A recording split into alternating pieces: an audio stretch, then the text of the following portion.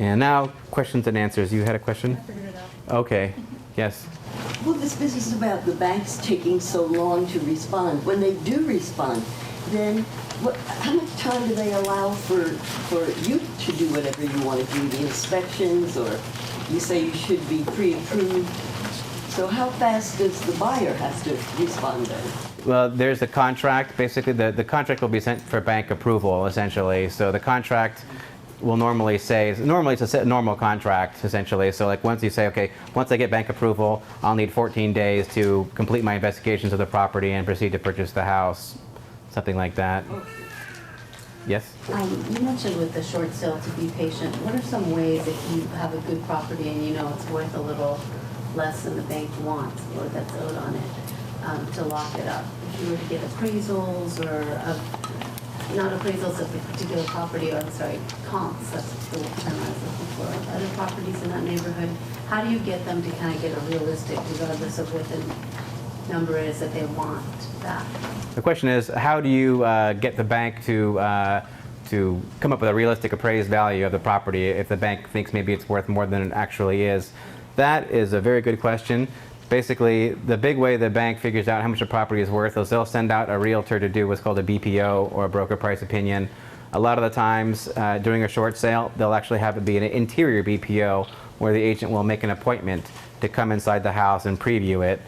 Make sure that you are there to meet the agent, or that your realtor is there to meet the agent and to show him every single defect, every single problem there is with the property, every reason why it's worth less than the other comps that he might otherwise find, and then supply him with the comps.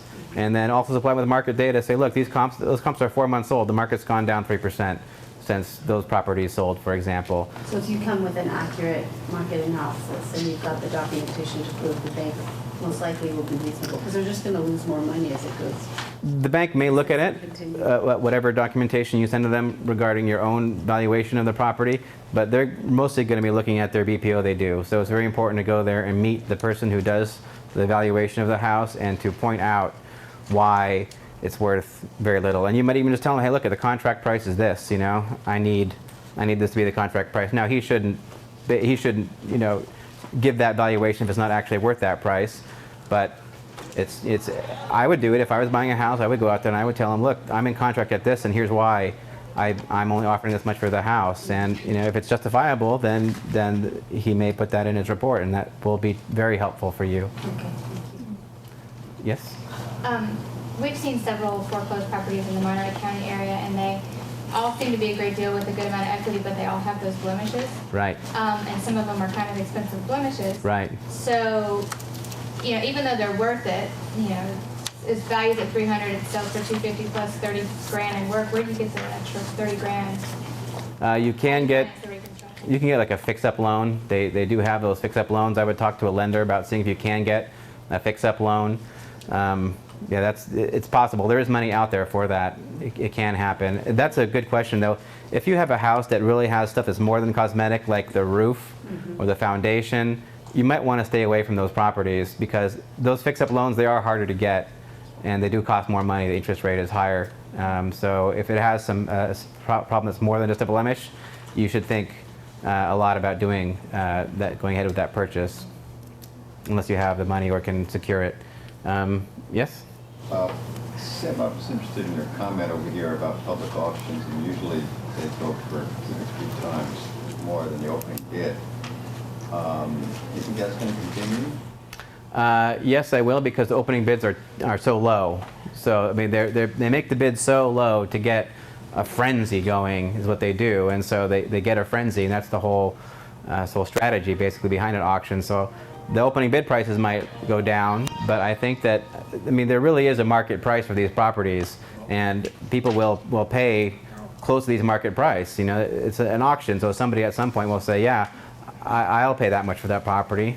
So I think that will continue, but if prices drop, it will be because the overall market is dropping. I don't think that auction prices will drop faster than the regular market will drop. Do you think there are going to be more foreclosure properties on the market 6 months from now, or a year from now, as opposed to now? That's an excellent question. My own suspicion is that, and from what I've read, is that banks are actually not foreclosing as quickly as they could because the market is already flooded. So I think that, and I don't have nothing to back this up other than what I've just read on the internet, basically, but that lenders are not foreclosing as quickly as they could because there's already so much in the channel. So I think that they're sort of regulating, and I don't know that there will be many more because that will drive down prices. So I think that they will just keep at a steady pace for the next little while, 12 to 18 to 24 months maybe, but less than 24 months I think, maybe 12 to 18, somewhere in that time frame. Yes, back there? When you were talking about bank-owned properties, when the lender takes it back, and that's usually sounded like the best time, or the best time to buy the foreclosure, how do we find those? Do you go to a bank and, I mean, this is a stupid question, do you go to a bank and ask them, or how do we find them? And is it worth it to pay those costs for those internet companies that say, you know, join for a monthly fee and you'll see the foreclosures in your area? Or... That's an excellent question. There were two questions. First question is, where do you find these bank-owned properties to buy? And the second question was, is it worth it to go and like join like a Realty Track or one of these companies that gives you the inside information on when foreclosures are going to happen? The bank-owned properties are all or should all be advertised on the MLS. So you find them right when you go to MLSlistings.com or whatever. A lot of times they won't say that they are bank-owned or foreclosures, but they won't say they're short sales either, typically. But you can kind of tell because they're much cheaper than everything else. And so you can ask a realtor, hey, is this bank-owned? Is this a foreclosure? You can call the listing agent and say, what's the story on there? But basically, all those houses that look really cheap on the MLS, mostly they are short sales and foreclosures. Did I miss what MLS is? Multiple listing service. Okay. So that's where that's like the database of all the properties that are for sale. So if you want to go look on the internet, like on Realtor.com, essentially, Realtor.com is like a copy of our local Santa Cruz MLS. The other question was, is it worth it to go and pay Realty Track or these other companies to get money, to get information on the foreclosures that are coming? And if you're a professional investor and then you have the time to go and track down these deals and like pursue the owners and buy them basically yourself direct from the owner and negotiate with the bank, if you have that kind of time and the skill and the personality type that can actually go ahead and do that, then yes.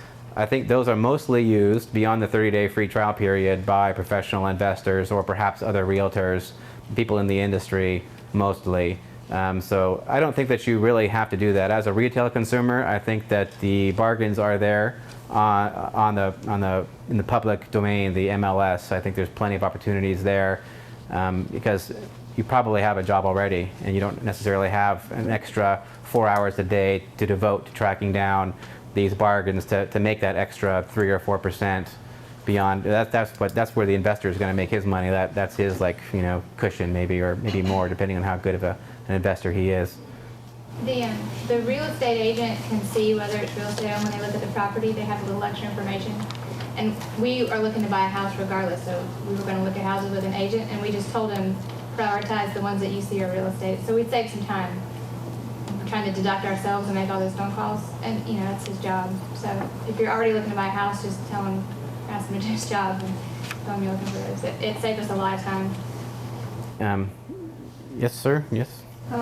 If you do get one of these good deals, then are your taxes going to be due on the appraisal price? And then how do you deal with that or prepare for that or figure it in and make sure you're still going to be able to afford this purchase?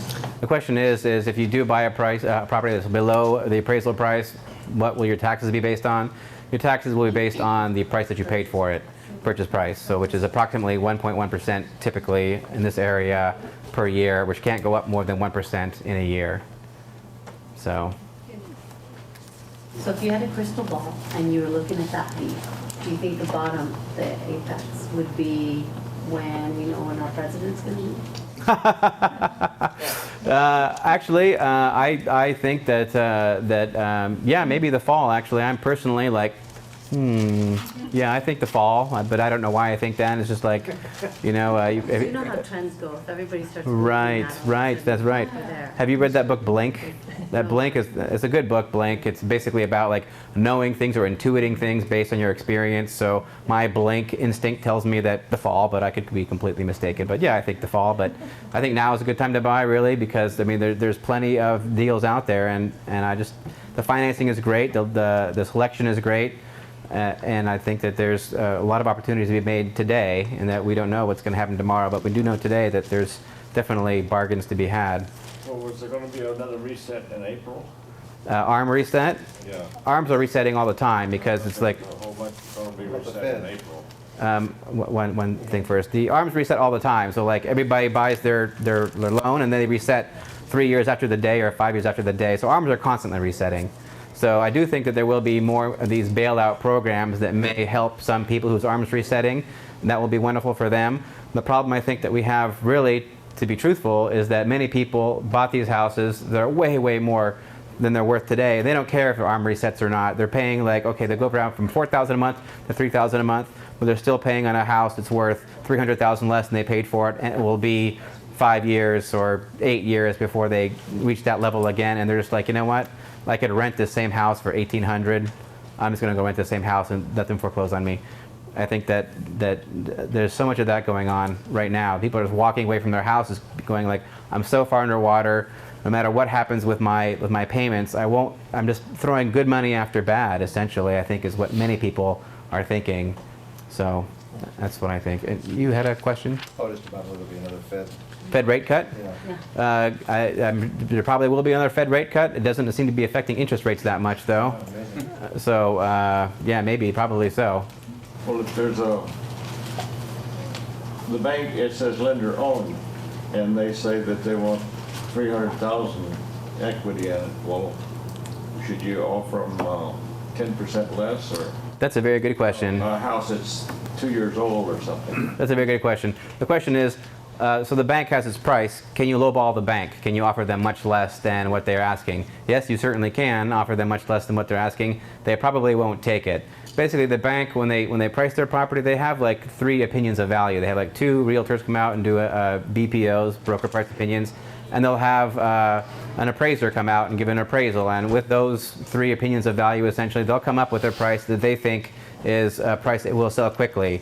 So because professional investors will come and they'll like lowball these properties all the time, and the bank's like, well, if I wait for a regular person to come along and buy the house, Okay. I'll get the price because it's already very cheap compared to every other house out there. So they will typically just wait. They will almost always, in all cases, counter you back. So like if you offer 10% less, they'll counter you back to 3% less or something like that. But they will once in a while take a lowball offer if they're about to lower the price anyway. So basically, you can look at, like, when was the last time they did a major price reduction? Was it more than 45 days ago? Well, if it has been more than 45 days, and again, with every lender it's different, it might be 60 or 90, depending on who the lender is and what their strategy is for marketing. They might take a lowball offer at that point. Yes? I saw an article on the front page of the Sentinel a couple weeks back or so, and had 4 houses. Right. And one of them was a 2-bedroom on Freedom Boulevard. Right. You know, none of Freedom Boulevard is all that bad. Right. And it was like $225. Right. Wondering how something that extreme could get through. Because that house was red tagged, it had a mold problem, and the septic system had failed. So that's why that one was cheap. But still, but still, that's a good deal, though. I think that's a good deal because the septic system's like what, 7 or 10 grand, something like that, and then mold remediation's not that much, right? So it's just that it probably had to be bought for cash. And so if it has to be bought for cash, then that lowers the price a good bit right there, because no lender will loan in a house without a working septic system if they know about it. So. When you said a clear title, you were not talking about red tags, I assume. Right. Okay. So I'm in escrow on a house right now where the city of Watsonville actually recorded a red tag against the title of the property, Yes. and so the lender won't fund on it until the red tag is removed. So normally you won't. Normally, building code violation doesn't actually make it to title for like a while, like 6 months. So it's your responsibility or your agent. Actually, ultimately, it's your responsibility, but you should have your realtor go down to the county or the city and talk to the building department, planning and zoning, and make sure there's no code violations on it that haven't yet been recorded against the title. But if there is a red tag, a lender's not going to, it's a cash sale, basically. It's not going to- Right, right. And in that case, then the bank will typically, in fact, the bank will have to do the work that's required to remedy the red tag. They have no choice. Or they can sell it for cash to somebody. They could find somebody to buy it for cash. And if you buy it for cash, you can buy a house that's red tagged for cash. Yeah. And I'm assuming these banks will not set up a loan to a new seller that's in foreclosure. Actually, sometimes they will. Okay. Sometimes they will, once in a while. they will. It's actually very hard for you to go get another mortgage loan after you just got foreclosed on. So, Actually, I didn't ask the question well. I'm saying if you came to buy a house that is in foreclosure, could you negotiate with that lender to? yes, so, like Countrywide, for example, a lot of the lenders like Countrywide will require that you be pre-approved through Countrywide. They can't require that you get the loan through Countrywide, but they can require that you be pre-approved through Countrywide. And at that point, it's very easy to fall into the sway of the Countrywide loan rep and actually get the loan through Countrywide. A lot of lenders will want you to be pre-approved through their bank, IndiaMac, Countrywide. A lot of these people do want you to be pre-approved, but they don't require that you get the loan from them. But like Countrywide, again, they will pay for your appraisal and credit report, and that's like $500 off your closing costs. So, oh, but I should say, many times the lenders will give you closing cost credit. So they will pay $10,000, $15,000 of your closing costs for you. That's very common. This is very good. Any other, oh, yes, you have a question? My son has a condo in a building on River Street, which is braced up because it was going to be red tag, but the homeowners association braced it up, but they apparently was an embezzlement with the company that was managing. Uh-huh. So now all the condo owners have to come up with, I don't know how many thousands Right. to fix up the building. Could you sell a condo without revealing that? Well, you could. It would be, if you knew about it, which you probably do if you're the owner, that would be illegal. Yeah, that would be a violation of the law because as a seller, you're required to disclose all the material facts you know about the property. And that is what I would consider to be a material fact because it affects the value of the property. So, yeah, if you didn't disclose that and you bought it, you have good cause for suing. Although probably you as the buyer, hopefully you would have discovered that through your own investigation period. But yes, the seller is required to disclose that information to you. There's like 4 units for sale there and nobody wants them even though they've been priced really low because of this. Yeah, that's a nasty situation for sure. Yeah. Yes? I may have missed this, but are there some loan companies that are better, that are more willing to give you loans for foreclosures? I mean, does it matter if you're getting a loan, whether it is for a foreclosure or just a regular purchase? Yeah, the question is, are there some lenders that are more likely to give you a loan for a foreclosure than other lenders? The answer is they're all equally willing to give you a loan on a foreclosure. Once, yeah, if it's short sale or the bank already owns it, it's basically a normal transaction. So there's no problem getting a loan on a foreclosure or a short sale. It's very easy. But again, the trustee sale where you buy the courthouse steps, that has to be in cash. But if you buy other points of the foreclosure cycle, you can use the regular bank financing. Yeah.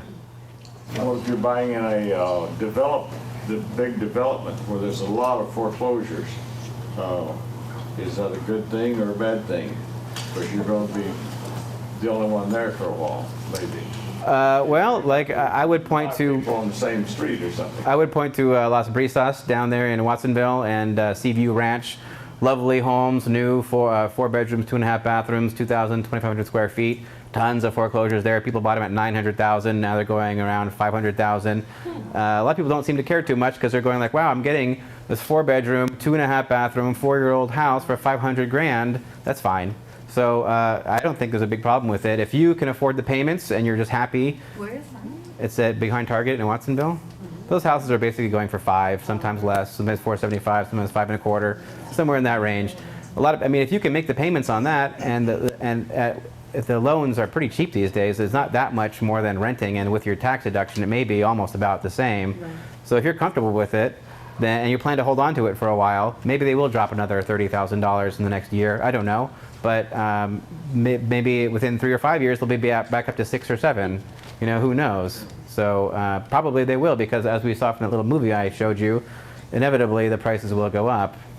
So I was thinking about the life of the area, since it's 500 homes, and maybe only 2 of them have been bought under foreclosure. Oh, they all get sold. No, it's not. This is not Stockton, California, where you have like huge, massive tracts full of brand new houses. We don't really have that in Santa Cruz. There are a few tracts full of brand new houses, and they are selling. Those houses are selling because they're cheap and they're nice houses. So yeah, I mean, I would, if I saw a place where prices were continuing to drop like 30 and 40% a year, you might want to hold off and wait. Watsonville did drop 40% in a year. So I don't really think it's going to drop another 40% because prices now in Watsonville, for example, are down to the year 2000 levels essentially. And I don't see them dropping much more than that. Here in Santa Cruz, we're down to about 2005 levels and maybe dropping a little bit below that now down to 2004 perhaps. But I think probably that'll be about it for Santa Cruz. I don't think they'll drop any Capitola and SoCal and La Selva. I don't think they'll drop any below 2004. And I think right now they're around 2005-ish, early part of 2005. Can I ask a follow-up on this question? Sure. If I may. Let's say those homes that the ones you mentioned behind Target, oh, I'm sorry, I just lost. Las Brisas, Seaview Ranch. Yeah, I just lost my train. Oh, okay, I'm sorry. Okay, I'll come back. Okay. Yes? Yeah, so if somebody is interested in a property, how do they know when the bank is going to send an agent to appraise it? So that they can be there? If it's a short sale, then the bank will usually want to go inside the house, and so they'll make an appointment with the owner of the house or the real estate agent who is listing the house. But how does it, so then a person that isn't in a transaction wouldn't know about it? Well, if you're buying the house, Yeah, that's what I'm saying. if you're buying the house, right, then you tell the realtor who's selling the house, listen, I want to know Okay. when the You tell them, but you tell otherwise, me. there's no way to know. Right. The bank wouldn't contact the buyer, the bank contacts the seller. Okay. But you have to be in contact with the seller to say, Okay. hey, when this happens, let me know. I want to be there. Okay. Or if I can't be there, I want you to tell this. And that's why actually a lot of the success with a short sale is on the listing agent, not the buyer's agent, because the listing agent really has much more contact with the bank. As the buyer, you have no authorization to talk to the bank. They won't talk to you. They talk to the seller and the seller's agent only. So a lot of the key for success is working with selling a listing agent who really knows what he's doing, or she knows what she's doing. We're out of time here. We're way over time actually. So, I'm sorry. One more, that was it. I'm sorry. There was one more question, or yes? In terms of short sales and foreclosures, how willing are the banks to cover closing costs? Short sales, not so much. They will sometimes cover closing costs if it's within their formula. Foreclosures, REOs, they will very frequently cover closing costs. Yes. Okay. One last question. Any one last question? That house situation was 4 years old. Does the developer, what is it called? For 10 years, they have to give you. Yeah, exactly. Yeah, I would assume that it does. I don't actually know for a fact, but I would assume that it does. Good question for a real estate lawyer, but yeah, I think that it would. I don't see why it wouldn't. Yeah. Because if you sold it to somebody else, it would, right? Basically, does the, go ahead. The question was when you buy a brand new house, there's like a warranty on it for a period of time. Is that transferred to through the foreclosure to the subsequent buyer? I think it does. I don't know for a fact, and yeah, that's a good question. I don't know the answer really. I think so. I have a website. Thanks for coming.